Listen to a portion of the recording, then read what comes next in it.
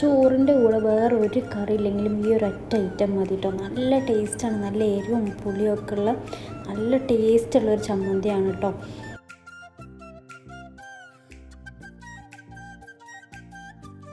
അപ്പോൾ അതിനായിട്ടൊരു പാനിലോട്ട് വെളിച്ചെണ്ണ ഒഴിച്ച് കൊടുത്തിട്ടുണ്ട്.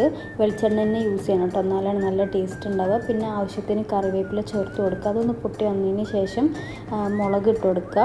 ഇത് നിങ്ങളെ എരിവിനനുസരിച്ചിട്ട് മുളക് എത്ര വേണമെന്നുള്ളത് ആഡ് ചെയ്ത് കൊടുക്കുക കേട്ടോ. അതൊന്ന് മൂത്ത് വന്നു കഴിഞ്ഞാൽ കോരി മാറ്റി അതേ എണ്ണയിലോട്ട് തന്നെ ഉള്ളി ചേർത്ത് കൊടുക്കുക. അതുപോലെ തന്നെ പുളിയും ചേർത്ത് കൊടുക്കുക. ചെറിയ ഉള്ളി ആണെന്നുണ്ടെങ്കിൽ ഒന്നും കൂടി ടേസ്റ്റ് ഉണ്ടാവും. എൻ്റെ കയ്യിലില്ലാത്തത് കൊണ്ടാണ് ഞാൻ ഇവിടെ സവാള യൂസ് ചെയ്തിട്ടുള്ളത്.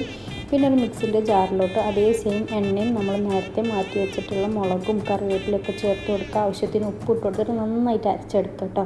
വേറെ ഒരു കറിൻ്റെ ആവശ്യമില്ല, ഇത് മാത്രം മതി ചോറിലേക്ക്. നല്ല ടേസ്റ്റാണ്. എല്ലാവരും ഒന്ന് ഉണ്ടാക്കി നോക്കിയിട്ട് എന്തായാലും കമൻറ്റ്സ് അറിയിക്കുക കേട്ടോ.